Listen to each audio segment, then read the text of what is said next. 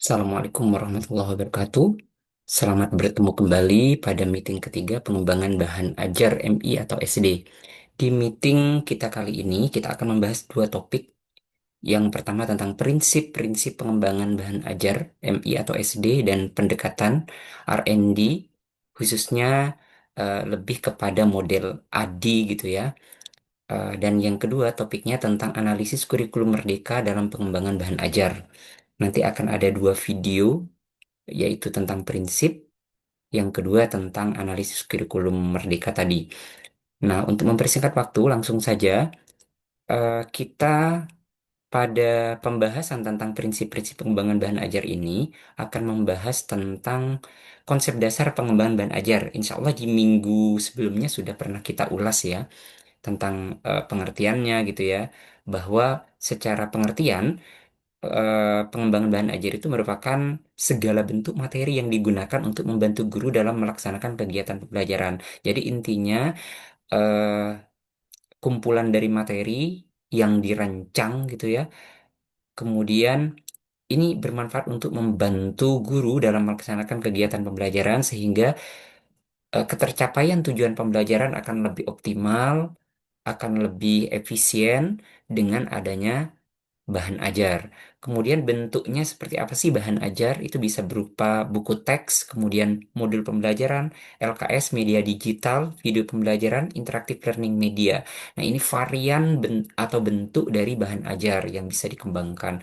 Kemudian kaitannya dengan fungsi bahan ajar bisa menjadi pedoman guru dalam mengajar, bisa menjadi sumber belajar bagi siswa, kemudian menjadi alat untuk mencapai kompetensi pembelajaran, serta menjadi penguat ini ya penguat konsep dan pengalaman belajar sehingga proses pembelajaran penuh dengan kebermanaan dan eh, cakupannya lebih luas dan mendalam. Kemudian karakteristik bahan ajar itu seperti apa? Yang pertama sederhana gitu ya, karena tujuannya memudahkan guru untuk menyampaikan materi secara lebih komprehensif, maka harus dirancang sederhana juga dan memiliki karakter yang sederhana. Kemudian yang kedua, kontekstual sesuai dengan situasi dan kondisi serta pengalaman yang dialami langsung oleh siswa gitu. Kemudian menarik serta sesuai dengan perkembangan anak. Jadi karakteristik dari bahan ajar yang dirancang bahkan dikembangkan oleh guru paling tidak nantinya itu mempertimbangkan empat karakteristik ini gitu yaitu sederhana, kontekstual, menarik serta mengikuti perkembangan peserta didik. Selanjutnya adalah prinsip pengembangan bahan ajar. Di sini ada empat ya yang kita formulasikan, yang kita gunakan bahwa prinsip dari pengembangan bahan ajar yang pertama adalah mempertimbangkan prinsip relevansi. Gimana? Yang pertama adalah eh, materi harus sesuai dengan kompetensi dasar. Jadi kompetensi dasar dari setiap materi yang akan diberikan itu juga harus dipertimbangkan. Kemudian yang kedua, prinsip relevansi itu adalah tujuan pembelajaran. Jadi bahan ajar yang dikembangkan atau disusun paling tidak harus sesuai dengan tujuan pembelajaran. Kemudian mempertimbangkan juga kebutuhan siswa. Sehingga bahan ajar yang dikembangkan itu relevan gitu ya materinya sesuai dengan kompetensi dasar, tujuan pembelajaran serta kebutuhan siswa. Yang kedua adalah mempertimbangkan prinsip konsistensi. eh ada kesetaraan. Jadi konsistensi di sini ada kesetaraan gitu ya antara tujuan, kemudian materi, metode, evaluasi gitu. Jadi pengembangan bahan ajar itu juga harus mempertimbangkan prinsip konsistensi. Contohnya, jika tujuan pembelajaran melatih berpikir kritis, maka latihan soal harus berbentuk analisis atau problem solving. Karena memang analisis dan problem solving itu merupakan elemen penting untuk melatih berpikir kritis. Maka di situ harus juga konsisten kaitannya dengan desain dan isi daripada pengembangan bahan ajar. Selanjutnya, prinsip kecukupan. Ini pertimbangan yang ketiga, yaitu materi harus tidak terlalu sedikit, tidak terlalu berlebihan, cukup untuk mencapai kompetensi. Selanjutnya adalah prinsip fleksibilitas. Jadi, pengembangan bahan ajar yang dirancang nanti, bahan ajarnya itu harus dapat digunakan dalam berbagai situasi belajar gitu. Kemudian yang kedua, disesuaikan dengan kondisi sekolah. Dan yang ketiga, dimodifikasi oleh guru. Kebanyakan saat ini itu eh, materi itu di dropping dan sudah dalam bentuk kemasan atau paket komplit secara instan gitu ya. Buku paket, kemudian LKS dan seterusnya itu sudah di dropping dalam bentuk komplit gitu. Sehingga terkadang itu kurang kontekstual. Kenapa? Karena buku yang diterima langsung, baik pegangan guru maupun siswa itu sudah instan gitu. Jadi tidak sesuai dengan tingkat kondisi sekolah, modifikasi dari guru juga tidak ada, kemudian situasi belajar siswa yang sesuai dengan konteks kelas peserta dia itu juga sudah tidak sesuai karena buku paket yang diterima itu sudah instan. Dan itu kadang penerbitnya dari eh, kota lain, bahkan dari ini apa namanya dari daerah lain gitu ya. Kemudian prinsip berpusat pada siswa. Jadi prinsip pengembangan bahan ajar itu harus berpusat kepada siswa, orientasinya kepada siswa. Pengembangan bahan ajar tentunya juga memperhatikan karakteristik siswa gitu. Yang pertama yang perlu diperhatikan usia perkembangan siswa. Jadi antara kelas satu, 2 dan seterusnya itu berbeda perkembangan mereka gitu ya. Kemudian gaya belajarnya, ada yang auditori, kemudian ada kinestetik dan seterusnya, itu juga menjadi pertimbangan kaitannya dengan pengembangan bahan ajar. Kemudian kemampuan berpikir siswa itu juga berbeda, itu juga harus diakomodasi dalam kemasan pengembangan bahan ajar juga gitu. Kemudian minat dan kebutuhan siswa itu menjadi pertimbangan krusial juga untuk kemudian merancang bahan ajar yang memang benar-benar sesuai dengan kebutuhan siswa. Selanjutnya adalah contoh implementasinya seperti apa gitu ya. Eh, yang pertama aktivitas diskusi kelompok. Kemudian permainan edukatif, proyek sederhana, problem-based learning. Jadi empat contoh implementasi ini kalau bisa ada ketercoveran dalam pengembangan bahan ajar yang dirancang oleh guru sendiri tentunya. Bahkan aktivitas proses pembelajaran, syukur-syukur kalau misalkan seperti yang pernah saya sampaikan, itu di video atau di dokumentasi kemudian eh, masukkan ke bahan ajar dengan berupa barcode maupun link seperti itu sehingga bisa diakses secara lebih applicable oleh siswa bahkan orang tua siswa juga bisa seperti itu ketika itu misalkan linknya atau barcode-nya di share di grup yang ada orang tuanya. Kemudian integrasi nilai karakter dan budaya lokal dalam menyusun dan mengembangkan bahan ajar. Nah, nilai karakter itu paling tidak juga harus terintegrasi, harus masuk dalam bahan ajar. Contohnya nilai karakter yang dimasukkan nanti religius gitu ya. Kayak misalkan tradisi di Jember ini kan masih cukup kental religiusitasnya, maka itu juga dimasukkan. Kemudian kejujuran, kedisiplinan, tanggung jawab, gotong royong, itu benar-benar dikuatkan dalam penyusunan bahan ajar. Kemudian yang kedua, budaya lokal. Nah, budaya lokal kalau misalkan guru tersebut ngajarnya di Jember, kemudian di Banyuwangi ya disesuaikan dengan di Jember ataupun di Banyuwangi. Jadi lebih kontekstual gitu ya. Budaya lokal yang ada di sekitar sekolah itu juga harus terintegrasi di dalam bahan ajar. Materi pembelajaran dapat dikaitkan dengan kearifan lokal. Misalnya, saya pernah sampaikan kalau kita ngajar di daerah Banyuwangi, kearifan lokal yang ada di sana apa? Oh, di ketika Maulid Nabi misalkan ada arak-arakan apa istilahnya ya? Pesta endok-endokan ya kalau tidak salah. Nah, itu disesuaikan di situ gitu.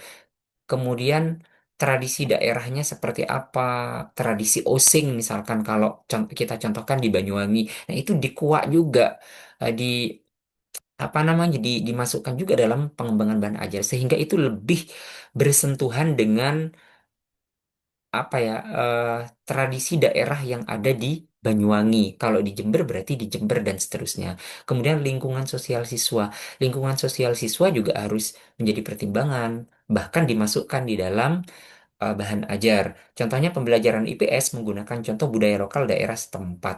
Ya seperti yang saya sampaikan tadi, kalau di Banyuwangi ya mungkin kaitannya dengan lingkungan setempatnya ya ada budaya lokal yaitu osing. Kemudian kalau dari segi apa kultur gitu ya. Ya tadi itu kayak arak-arakan pesta endok-endokan ketika Maulid Nabi. Mungkin di daerah lain juga disesuaikan dengan budaya lokal setempat seperti itu. Selanjutnya adalah integrasi teknologi dalam bahan ajar. Nah, ini peran atau sumbangsi teknologi dalam mengemas seperti apa sih pengembangan bahan ajar yang lebih menarik, lebih praktis, dan seterusnya. Maka integrasi teknologi yang dimaksud, contohnya misalkan berupa e-modul. Jadi, e-modul ini merupakan bahan ajar yang dikembangkan dengan kontribusi adanya teknologi, kemudian video pembelajaran, kemudian multimedia interaktif, platform pembelajaran digital, QR code, learning material. Jadi sebenarnya pengembangan bahan ajar itu selalu bisa didesain sesuai dengan perkembangan teknologi juga. Maka kayak platform-platform digital sebagai bentuk dari perkembangan teknologi yang begitu pesat itu juga bisa memberikan kontribusi untuk kemudian penyusunan bahan ajar bisa ditingkatkan secara digital. Kemudian manfaat teknologi dalam bahan ajar. Manfaatnya apa sih teknologi dalam bahan ajar? Yang pertama meningkatkan motivasi belajar. Yang kedua memperkaya sumber belajar. Yang ketiga meningkatkan interaktivitas pembelajaran. Dan yang keempat mendukung pembelajaran abad 21. Seperti yang kita ketahui bahwa teknologi semakin canggih, maka pengembangan bahan ajar paling tidak juga harus bersinggungan bahkan memanfaatkan peningkatan teknologi sehingga proses pembelajaran bisa bisa meningkatkan motivasi belajar siswa dan akan lebih kaya sumber belajarnya dengan memanfaatkan teknologi serta interaktivitas pembelajaran dan merupakan bentuk konfigurasi dari pembelajaran abad 21 sehingga teknologi sangat support dalam penyusunan bahkan pengembangan bahan ajar yang lebih eh, tepat sasaran. Kemudian pendekatan R&D dalam pengembangan bahan ajar. Oke, pengembangan bahan ajar itu paling tidak kita bisa menggunakan pendekatan R&D, yaitu menghasilkan produk pembelajaran yang valid dan efektif. Jadi R&D mungkin kalian kalau sudah menempuh metodologi penelitian akan paham ya, R&D itu adalah suatu pendekatan eh, ini pengembangan yang berorientasi pada menghasilkan produk pembelajaran. Nah, kalau dalam konteks mata kuliah kita yaitu menghasilkan pengembangan bahan ajar gitu. Jadi bahan ajar yang sudah ada bisa kita kembangkan. Nah, kalau biasanya kan guru secara instan menggunakan buku paket atau LKS yang sudah diterima dari penerbit gitu ya, tanpa dikembangkan sendiri, tanpa dimodifikasi, tanpa didesain ulang sesuai dengan situasi dan kondisi nyata yang dialami oleh siswa gitu. Nah, melalui pendekatan R&D paling tidak nanti pengembangan bahan ajar itu akan lebih valid dan efektif gitu. Tahapannya apa sih R&D itu? Sebenarnya banyak ya model R&D, Research and Development, ada Bock and Goal, kemudian ada ADI, ada Tiaga Rajan dan seterusnya banyak. Tetapi kita ambil yang simple karena di BGMI kebanyakan menggunakan ADI gitu. ADI itu apa sih? ADI itu singkatan dari A yang pertama adalah analysis, kemudian yang D itu adalah design, yang D berikutnya adalah development, I-nya itu adalah implementation dan E-nya adalah evaluation. Jadi tahapannya yang pertama adalah analisis, yaitu analisis kebutuhan, kurikulum dan karakteristik siswa. Jadi eh, ini juga menjadi pertimbangan untuk dilakukan analisis. Jadi bahan ajar yang akan dikembangkan tahapan yang dilakukan pertama adalah analisis, yaitu siswa butuh apa gitu. Terus kurikulum yang digunakan saat ini itu apa? Kemudian karakteristik siswa seperti apa sesuai dengan perkembangan psikologinya gitu ya. Nah, ini menjadi pertimbangan untuk kita rancang bahan ajarnya. Kemudian yang kedua, desain, merancang struktur bahan ajar. Jadi bahan ajar yang akan kita kembangkan paling tidak strukturnya harus benar-benar jelas gitu ya. Misalkan di depan itu ada profil, profil apa ya, bahan ajarnya, kemudian logo sekolah, kemudian ada daftar isi, a- ada tujuan pembelajaran, kayak misal CP, TP, ATP juga sudah harus eh, secara terstruktur ada dalam bahan ajar yang akan kita kembangkan. Yang ketiga, development, mengembangkan pokok bahan ajar. Mengembangkan produk bahan ajar. Jadi, bahan ajar yang dikembangkan itu juga harus dikembangkan. Proses pengembangannya seperti apa? Kita juga butuh validasi dari ahli. atau tim ahli seperti tim ahli dosen gitu. Kalau guru yang mengembangkan mungkin perlu dari pertimbangan akademisi, praktisi gitu. Mungkin bisa minta pertimbangan kepada dosen kalau yang akademisi. Terus kemudian bisa minta apa validasi dari bagian kurikulum yang ada di sekolah gitu. Nah, ini tahapan dari development. Kemudian yang keempat adalah implementation, menggunakan bahan ajar dalam pembelajaran. Jadi ini lebih kepada prakteknya, bagaimana bahan ajar yang sudah didesain, dikembangkan, itu kemudian dipraktekkan seperti itu. Kemudian yang kelima tahapannya adalah evaluation, menilai efektivitas bahan ajar. Kira-kira setelah tahapan yang satu sampai keempat sudah dilakukan, itu yang tahapan kelima adalah evaluasi. Jadi kira-kira bahan ajar yang sudah dikembangkan itu efektif tidak gitu. Berkontribusi positif tidak. Kalau misalkan diberi soal pretest dan posttest setelah dibelajarkan bahan ajar itu kira-kira efektif tidak. Nah, ini merupakan bagian dari fase evaluasi. Selanjutnya, research and development yaitu ED dapat digunakan untuk menghasilkan bahan ajar yang sistematis. Tadi sudah ada prosesnya, pengembangannya, kemudian valid, praktis, efektif, dan dalam meningkatkan kualitas pembelajaran. Jadi, bahan ajar yang dihasilkan melalui pendekatan R&D itu paling tidak nanti akan lebih sistematis, valid, praktis, dan efektif.